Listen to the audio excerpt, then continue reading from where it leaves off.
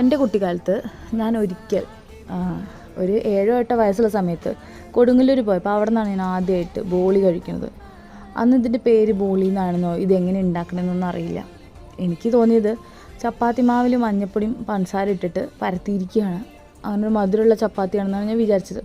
കുറേ വർഷങ്ങൾ കഴിഞ്ഞ ശേഷമാണ് ഇത് ബോളിയാണെന്നും ഇത് തിരുവനന്തപുരം ഭാഗത്തു നിന്നുള്ള ഒരു പ്രധാനപ്പെട്ട വിഭവമാണെന്നും ഇത് പാലടയും കൂട്ടിയാണ് കഴിക്കുക എന്നുള്ളതും ഞാൻ അറിഞ്ഞത്. അതിനുശേഷം ഞാൻ കുറേ നോക്കിയത് നമ്മുടെ അടുത്തെങ്ങാനും കിട്ടാനുണ്ടോ എന്നുള്ളത്. കിട്ടിയില്ല എനിക്ക്. പിന്നെ ഇപ്പം അടുത്താണ് ഇത് ഉണ്ടാക്കുന്ന റെസിപ്പിയൊക്കെ ഞാൻ യൂട്യൂബിലൊക്കെ നോക്കി കണ്ടു പഠിച്ചു. പക്ഷേ എനിക്കൊരു കാര്യം മനസ്സിലായി, ഇത് നിസ്സാര പണിയല്ല, കുറേ മണിക്കൂറത്തെ പണിയുണ്ടെന്ന്.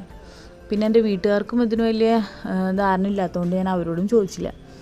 ഇപ്പോൾ പിന്നെ കുറേ ആയിട്ടിത് ഓൺലൈനിൽ വരുന്നുണ്ട്. അപ്പോൾ എനിക്ക് പാലട അത്ര വലിയ ഞാനൊരു ഫാൻ ഇല്ലാത്തതുകൊണ്ട് ഇത് മേടിച്ച് കഴിഞ്ഞാൽ ഇതിൻ്റെ ഒപ്പം പാലട കിട്ടും. പക്ഷേ ഈ പാലട ആര് കുടിച്ച് തീർക്കും? കാരണം 4 ബോളിക്ക് 250 ലിറ്റർ പായസമാണ്. എന്നെ കൊണ്ട് അത് കഴിയില്ല. പിന്നെ ഞാൻ ഓണൊക്കെ ആയപ്പോൾ 2 കൽപ്പിച്ചുകൊണ്ട് മേടിച്ചു, ആരെങ്കിലുമൊക്കെ കുടിച്ച് തീർത്തോളൂ വെച്ചിട്ട്. പക്ഷേ എനിക്ക് ഭയങ്കര ഇഷ്ടമായിട്ടോ. കുറേ കാലമായി, ഞാൻ പറഞ്ഞില്ല, ഞാൻ അന്ന് കഴിച്ചിട്ട് പിന്നെ ഇപ്പോഴാണ് കഴിക്കണത്. അതിൻ്റെ ആ ഒരു എന്താ പറയുക, രുചി ഇപ്പോഴും ആ നാവിലുണ്ട് എന്നുള്ളത് എനിക്ക് മനസ്സിലായി. കാരണം എനിക്ക് ഭയങ്കര സന്തോഷം തോന്നിയത് കഴിച്ചപ്പോൾ. സ്വിഗ്ഗിയിൽ നിന്നാട്ടോ ഞാൻ ഓർഡർ ചെയ്ത്. ഞങ്ങളുടെ ഇവിടങ്ങളിലൊന്നും കിട്ടാനില്ല, കുറച്ച് ദൂരത്തു നിന്നാണ്.